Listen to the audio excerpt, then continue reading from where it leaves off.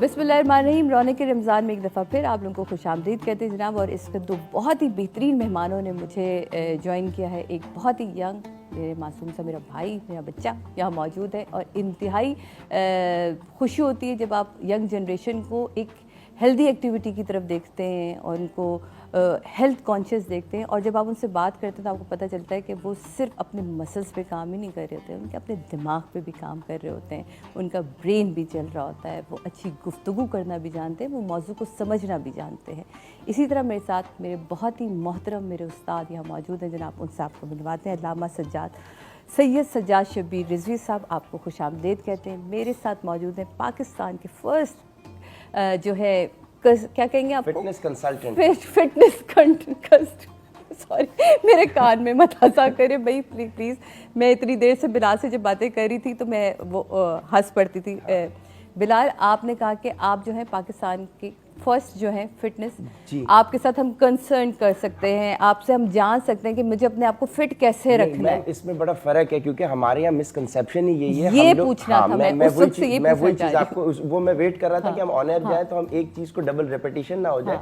इसलिए मैं आपको बताऊं, लोगों को ये कंफ्यूजन रहती है क्योंकि हमारे यहाँ बेसिक जो जार्गन है ना उसमें बड़ी कंफ्यूजन है। देखिए, ट्रेनर अलग इंसान होता है, डाइटिशियन अलग होता है, ट्रेनर जो आपको ट्रेनिंग करवाता है, ट्रेनिंग कराएगा, डाइटिशियन जो आपको डाइट प्लान देगा ना। डाइटिशियन इज समवन जो आपकी जो रोजमर्रा की जो देसी चीजें आपकी अवेलेबल हैं, ओल्ड स्कूल, वो डाइटिशियन है। जब हम वेस्टर्न नॉलेज से एक्सपोज हो गए और वेस्टर्न कल्चर हमने इनकॉर्पोरेट किया पाकिस्तान में, सो अब वो एक फैंसी लफ्ज हो गया डाइटिशियन का, जिसको आप न्यूट्रिशनिस्ट कहते हैं, जो कि आपको सप्लीमेंट्स, ड्रग्स की भी गाइडेंस दे रहा होता है कि अगर आपने फैट लॉस पिल्स लेने हैं तो किस हिसाब से लेने हैं। सो डाइटिशियन के पास जरूरी नहीं है कि फिटनेस सप्लीमेंट्स की भी नॉलेज। अच्छा, अब उमर बिलाल के पास आएंगे तो हमें क्या मिलेगा? अब एक तीसरा डायमेंशन भी आप देख रहे हैं ना। अब एक इंसान जो कि एक अच्छा डाइटिशियन है, उसके बाद न्यूट्रिशन की वो वाली नॉलेज नहीं है, सो वो आपको रिजल्ट्स नहीं दे सकता।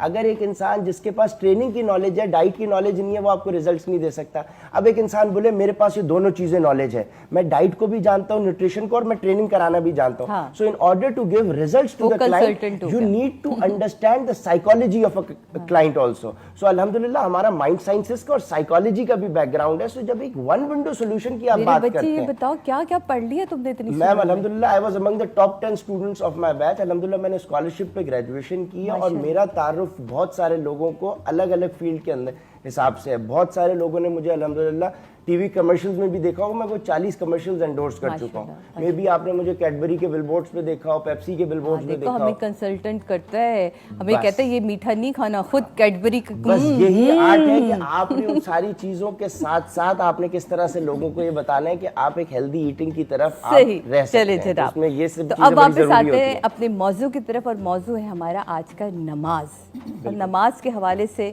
जब मेरी बात हो रही थी तो जब आपका जिक्र आया तो मुझे कासिम ने कहा कि हम ज़रूर बात करेंगे, क्योंकि वो ज़रूर बताते हैं कि नमाज हमारे लिए कितनी इम्पॉर्टेंट है, कितनी चीज़ें, कितनी फिज़िकली जिसमें हमारा उठना बैठना, घुटनों पे जाना, फिर सजदे में जाना जो है वो। अब उस हवाले से मैं आपसे, और फिर मैं अल्लामा साहब की तरफ चंद सवालात लेके जाऊंगी ज़रूर। पहले आपसे बात शुरू करते हैं मैं जल्दी। तो आप बताएं कि नमाज की अफादियत आप कहाँ देखते हैं अपनी कंसल्टेशन में? मैं इस तरह से आपको एस्टेब्लिश करूं कि अल्लाह के नबी ने हुजूर पाक सल्लल्लाहु अलैहि वसल्लम ने फरमाया, जिस तरह से दीन के अंदर हमारी हैसियत नमाज की है, उसी तरह से जिस तरह से बदन के अंदर हैसियत आपके सर की है, वो हैसियत दीन के अंदर नमाज की है। तो इम्पोर्टेंस का तो यहाँ पे एक एलिमेंट आपको मिल गया। दूसरा एलिमेंट आपको यहाँ मिलता है कि जो हमारे 5 अरकान इस्लाम है, ये वाला जो फर्ज हुआ है हमारे पे नमाज, ये वाहिद वो फर्ज है जो हमें मेराज के मौके के ऊपर मिला। ये जमीन के ऊपर ये चीज फर्ज नहीं हुई। नमाज हमारी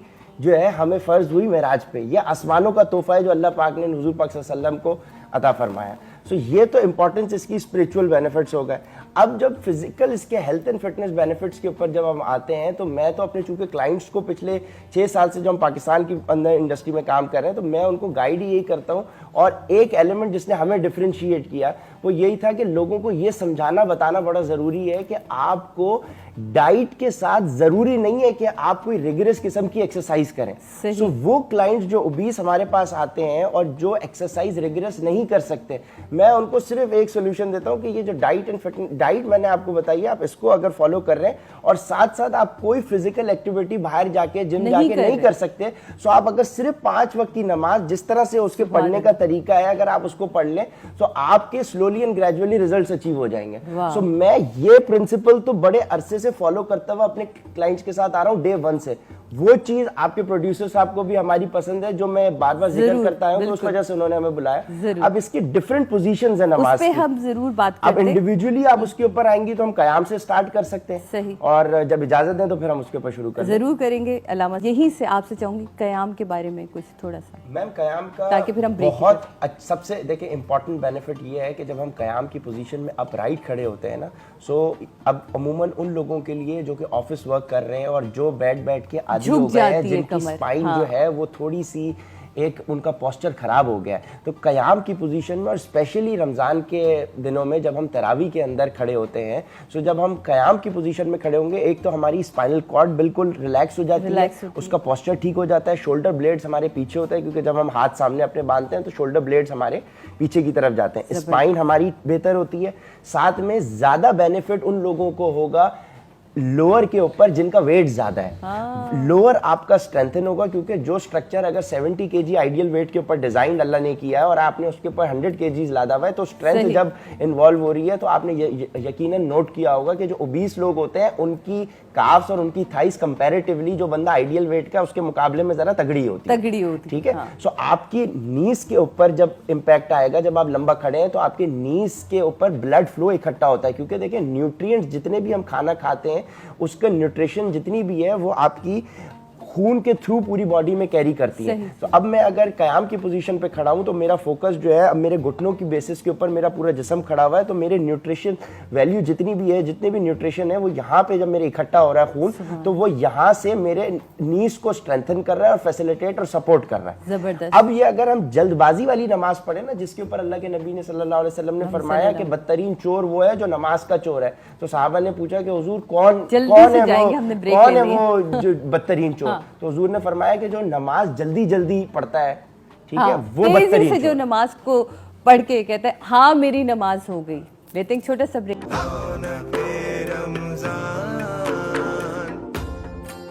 रहीम, वेलकम बैक नाज़रीन, वापस आ चुके हैं रौनक के रमज़ान में एक दफ़ा फिर खुश आमदीद। उमर बिलाल हमारे साथ मौजूद है, लामा साहब हमारे साथ मौजूद हैं, रबाब हमारे साथ मौजूद है। उमर से जाते जाते मैंने सवाल पूछा था, सवाल क्या पूछा, मैंने कहा था वो इतनी खूबसूरती से नमाज को बयान कर रहे थे। क़याम का तो हमने जिक्र कर था, हम रुकू के ऊपर आ जाते हैं। तो देखिए रुकू के अंदर जब आप नोट करें तो हमारी बैक जो है वो 90 डिग्री का जो हम एंगल बना रहे होते हैं। सो जिन खवातीनों हजरात को लोअर बैक की प्रॉब्लम होती है ना, रुकू के लिए मोस्ट इफेक्टिव, क्योंकि अगर हम जब एक्सरसाइज जिम के अंदर जो लोग करना जानते हैं, आप अगर वहाँ गौर करेंगे तो ट्रेनर्स भी आपको लोअर बैक के लिए इसी किस्म की ही पोजीशन करवाते हैं। सो लोअर बैक के लिए बहुत इंपॉर्टेंट है, लेकिन एलिमेंट आपने ये जहन में रखना है कि आपने ठहर ठहर के करना है, कि आप इतना टाइम उधर दें कि आप 3 दफा या 5 दफा या 7 दफा पढ़ने का है सुभान रब्बियल अज़ीम, जब आप ठहर ठहर के पढ़ेंगे तो वो इतना टाइम आपको मिल जाएगा कि वो जो उस टाइम पीरियड के अंदर आप जब ब्लड फ्लो इधर इकट्ठा होगा आपकी लोअर बैक पे, तो वो फिर बेनिफिशियल होगा, जल्दबाजी से वो काम नहीं होगा।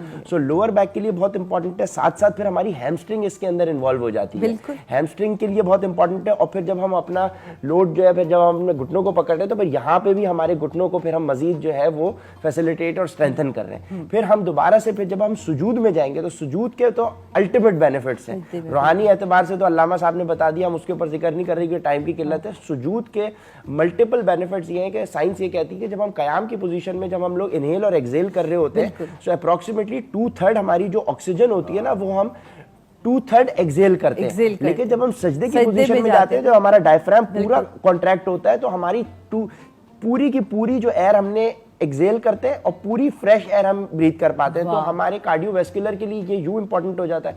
प्लस साइंस ये कहती है कि हमारा एक्सपोजर पूरे दिन के अंदर इलेक्ट्रोस्टैटिक चार्जेस से, ओवरऑल हमारे एनवायरनमेंट में इलेक्ट्रोमैग्नेटिक वेव्स से हम लोग घिरे हुए हैं जमीन और आसमान के बीच में। सो हमारा इलेक्ट्रोस्टैटिक चार्जेस से जो हमारा फ्रंटल लोब है, जो थिंकिंग के ऊपर इंसान के जो ब्रेन है जो थिंकिंग करवाता है, जो थॉट प्रोसेस जहां जनरेट होता है वहां पे इलेक्ट्रोस्टैटिक चार्जेस का बड़ा एक इंपैक्ट होता है, जिस वजह से हम लोग थकन भी महसूस करते हैं ओवरऑल पूरे अपने दिन के अंदर। तो जब हम सजदा करते हैं तो अर्थ की जो ग्रेविटी है वो तमाम इलेक्ट्रोस्टैटिक चार्जेस अपनी तरफ अट्रैक्ट कर लेती है और आपको फ्रेश कर देती है।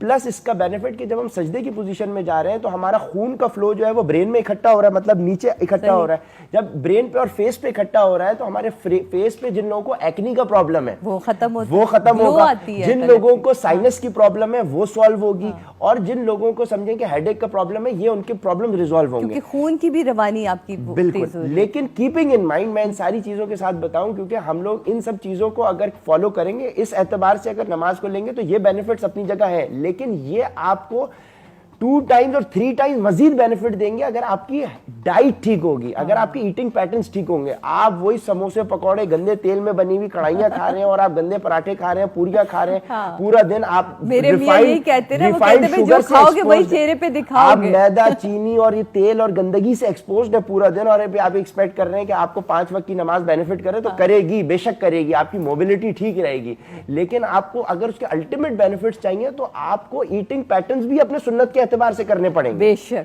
ठीक है। क्योंकि अब सुन्नत के एतबार जब बात हो रही तो मैं अब चूंकि डाइट की भी बात छिड़ गई तो मैं आपको ये भी बता दूं, टाइम हमारे पास कम होता है।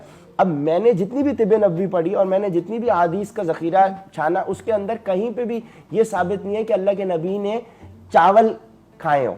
अरब के अंदर चावल, पानी की किल्लत थी, चावल इतने नहीं थे, कहीं पे भी आपको कोई रिवायत नहीं मिलेगी जहां अल्लाह के नबी ने चावल कंज्यूम किया। कहीं पे आपको ये रिवायत नहीं मिलेगी कि अल्लाह के नबी ने मैदे से बने हुए नान और पराठे कंज्यूम किए, क्योंकि जो था, और ये मैदा तो आज का है ना कि हमने रिफाइन करके उसका फ्लावर बना लिया और उससे फिर हम मैदे से बने हुए।